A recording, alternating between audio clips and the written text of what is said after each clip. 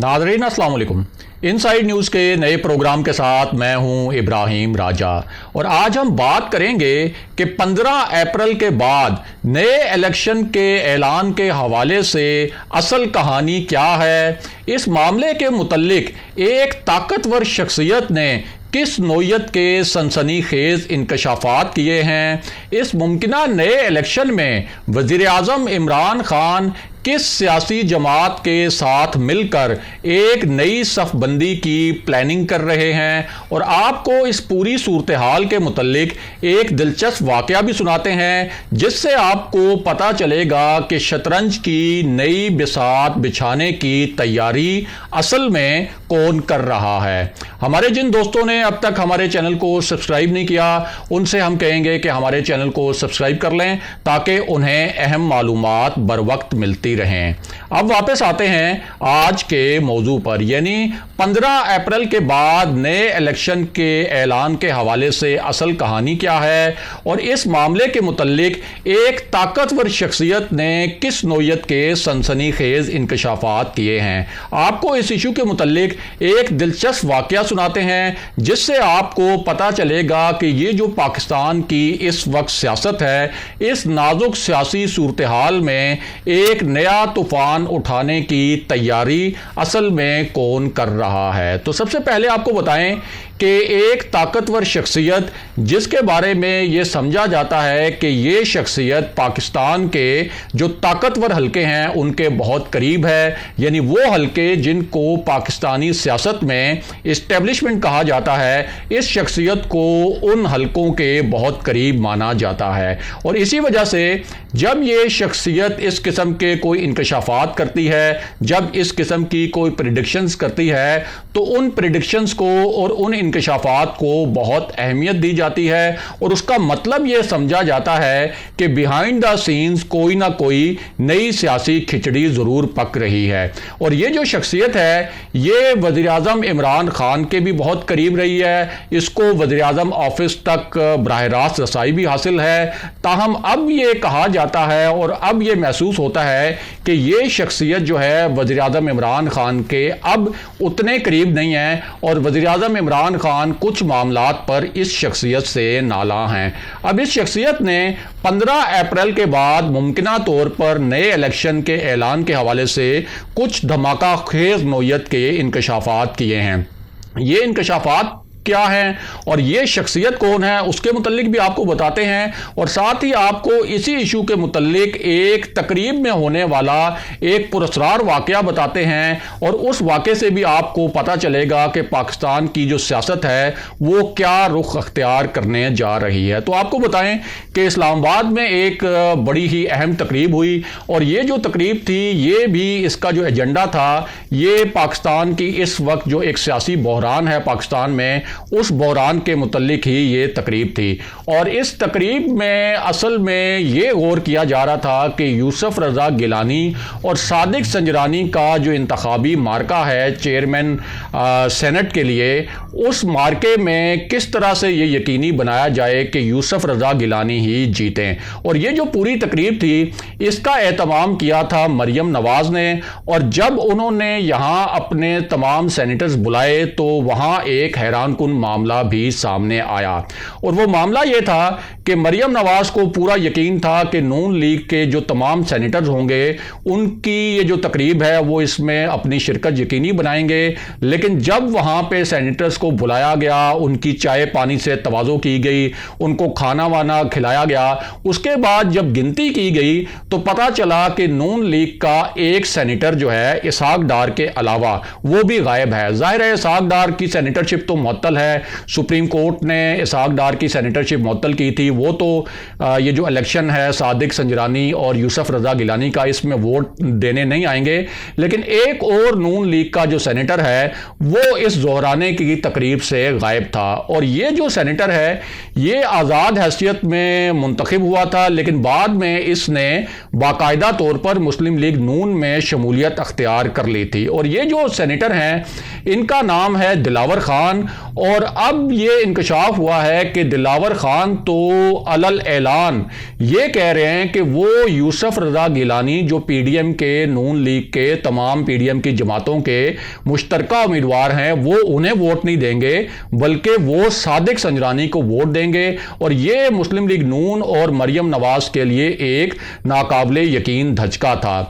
اب اسی تقریب میں یہ بھی ڈسکس کرنے کی کوشش کی گئی کہ اپوزیشن لیڈر کون ہونا چاہیے سینٹ میں۔ اس حوالے سے دو تجاویز سامنے آئی ہیں، ان میں ایک تجویز تو یہ تھی کہ مصدق ملک کو اپوزیشن لیڈر بنایا جائے، جبکہ دوسری تجویز جو تھی وہ یہ تھی کہ سعدیہ عباسی کو اپوزیشن لیڈر بنایا جائے۔ اب اسی زہرانے میں ایک اور دلچسپ بات یہ ہوئی کہ ایک ایسی شخصیت بھی شریک تھیں جو کہ سابق وزیر اعظم میاں نواز شریف کے بہت قریب رہی ہیں، اور یہ کہا جاتا ہے کہ ووٹ کو عزت دو کا جو میاں نواز شریف کا بیانیہ ہے، اس بیانیے کو بنانے میں اس شخصیت نے بہت اہم کردار ادا کیا، اور یہی وہ شخصیت ہے جس کے بارے میں کہا جاتا ہے کہ وہ میاں نواز شریف کی جارحانہ تقاریر بھی لکھتی رہی، اور اس شخصیت کو سینٹ کا ٹکٹ دیا گیا تھا نون لیگ کی جانب سے۔ اس شخصیت کو پنجاب سے بلا مقابلہ کامیاب بھی کروایا گیا، اور اس شخصیت کے بارے میں بہت ہی زیادہ تعریفی کلمات کہے مریم نواز نے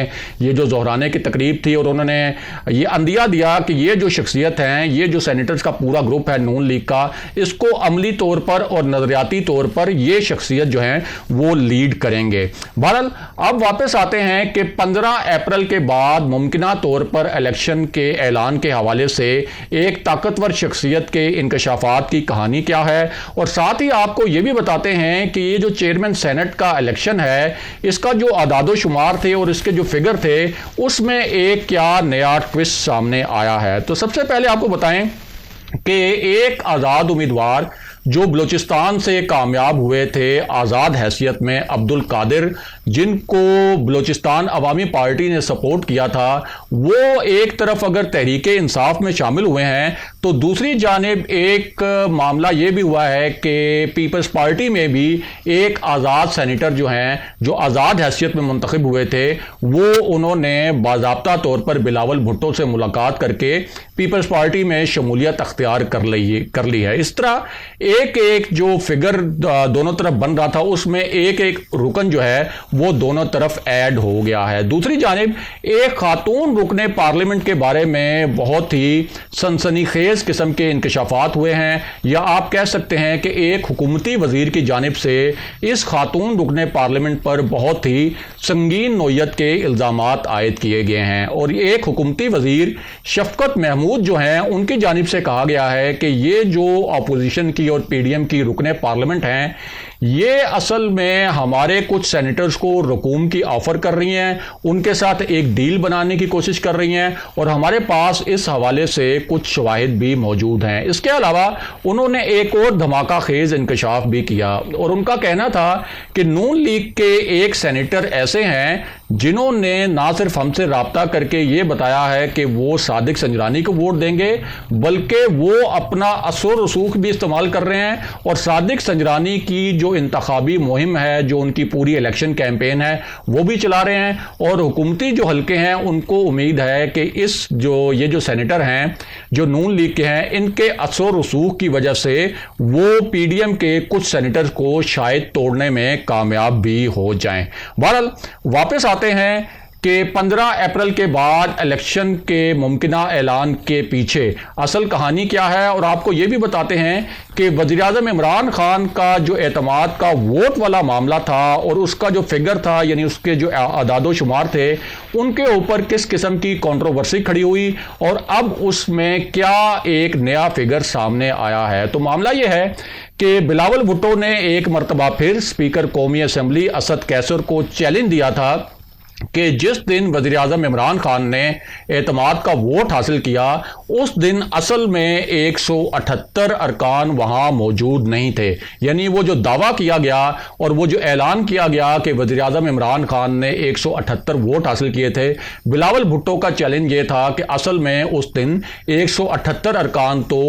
पार्लियामान में मौजूद ही नहीं थे। अब इस पर स्पीकर असद कैसर ने थोड़ा सा ब्रेकअप दिया है आदादो शुमार का, यानी उन्होंने बताया है कि आदादो शुमार को उन्होंने एक तरीके से एक्सप्लेन किया है और इसमें उन्होंने बताया है कि उस दिन असल में 180 अरकान जो हैं अगर हुकूमत के मिलाए जाएं तो वो मौजूद थे। इनमें वो कह रहे हैं कि मेरे समेत मुझे भी आप निकालें, जाहिर है कि मैं स्पीकर था, फैसल वाउडा उस दिन मौजूद नहीं थे, उसके बावजूद 178 अरकान जो है वो हुकूमत और उसके इत्तेहादियों के कैंप में मौजूद थे, जबकि मोहसिन दावड़ और अब्दुल अकबर चित्राली भी वहाँ मौजूद थे, लेकिन उन्होंने जाहिर है कि वज़ीर-ए-आज़म इमरान खान पर एतमाद का इजहार नहीं किया और उनको वोट नहीं दिया। बहरहाल अब वापस आते हैं कि 15 अप्रैल के बाद नए इलेक्शन के पीछे असल कहानी क्या है। तो आपको बताएं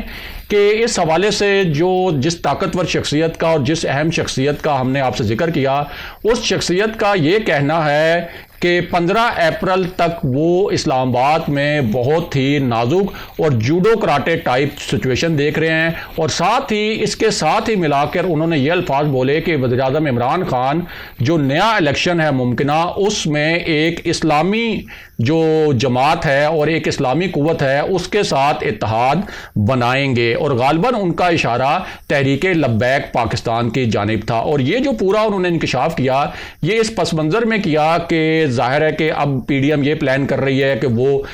स्पीकर कौमी असम्बली के खिलाफ भी तहरीक अदम एतमाद ला सकती है। 26 मार्च से लॉन्ग मार्च होना है जो 30 मार्च को इस्लामाबाद पहुंचेगा, उस दौरान भी एक ऐसी सूरत हाल पैदा हो सकती है तशद्दुद की जो कि काबू से बाहर हो सकती है। तो ये जो शख्सियत हैं वज़ीर दाखिला शेख रशीद अहमद, इनका जो बयान है उसका तासुर ये था कि वज़ीर-ए-आज़म इमरान खान ये इस वक्त जो PDM की सियासी जारहाना पॉलिसी है जिसको कुछ लोग सियासी ब्लैक मेलिंग कहते हैं, फिर जो अपने इत्तेहादियों की ये जो ब्लैक मेलिंग है और जो उनको सियासी समझौते करने पड़ रहे हैं, उन समझौतों से जान छुड़ाने के लिए और एक क्लियर मैंडेट लेने के लिए दोबारा इलेक्शन का और नए इलेक्शन का ऐलान कर सकते हैं ताकि उन्हें एक वाज़े एक मैंडेट मिले और उनका जो असल एजेंडा है, जिस एजेंडे के साथ वो आए थे, उस एजेंडे को आगे बढ़ा सकें। अगले प्रोग्राम तक के लिए खुदा हाफिज़।